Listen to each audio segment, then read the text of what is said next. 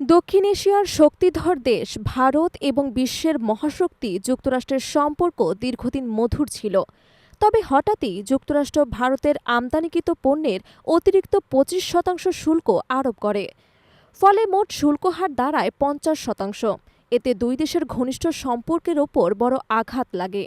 বিশেষজ্ঞরা মনে করছেন এটি শুধু বাণিজ্যিক বিরোধ নয়, বরং যুক্তরাষ্ট্রের পররাষ্ট্র নীতির বড় পরিবর্তনের ইঙ্গিত বহন করে। ২০০১ সালের ১১ সেপ্টেম্বর সন্ত্রাসী হামলার পর ওয়ার অন টেরর এর ভারত যুক্তরাষ্ট্রের গুরুত্বপূর্ণ মিত্র হয়েছিল। তবে সাম্প্রতিক সময়ে ভারতের রাশিয়া এবং চীনের সঙ্গে ঘনিষ্ঠতা। যুক্তরাষ্ট্রের সাথে মতবিরোধ বাড়িয়েছে রাশিয়া থেকে সস্তায় তেল কেনা এবং পাকিস্তানের প্রতি ট্রাম্প প্রশাসনের নরম অবস্থান। দুই দেশের সম্পর্কে ভাটা ফেলে ট্রাম্পের পাকিস্তানপন্থী ভূমিকা, পাকিস্তানের সঙ্গে যৌথ প্রকল্প এবং ভারতের বিরুদ্ধে কঠোর শুল্ক আরোপ নয়াদিল্লির ক্ষোভ বাড়িয়েছে। যুক্তরাষ্ট্রের যুক্তি, রাশিয়া থেকে তেল কেনা মস্কোকে ইউক্রেন যুদ্ধে সহায়তা করছে। তবে ভারত বলছে অন্য দেশও রাশিয়ার কাছ থেকে তেল কিনছে, কিন্তু তাদের বিরুদ্ধে শাস্তিমূলক ব্যবস্থা নেওয়া হয়নি। ভারতের মতে এটি অন্যায় এবং অযৌক্তিক সিদ্ধান্ত। একই সময়ে ভারত চীনের সাথে সম্পর্ক জোরদারের ইঙ্গিত দিচ্ছে। ৭ বছরের মধ্যে প্রথমবার চীন সফরে যাচ্ছেন সাংহাই সহযোগিতা সংস্থার সম্মেলনে অংশ নিতে, যা অনেককে প্রশ্ন তুলতে বাধ্য করছে।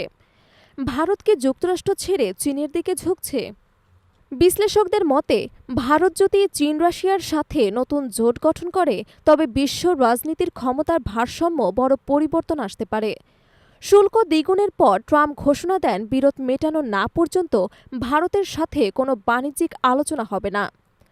নয়াদিল্লিতে চীনের রাষ্ট্রদূত ট্রাম্পকে কটাক্ষ করে ভারতকে যুক্তরাষ্ট্র থেকে দূরে থাকার পরামর্শ দেন।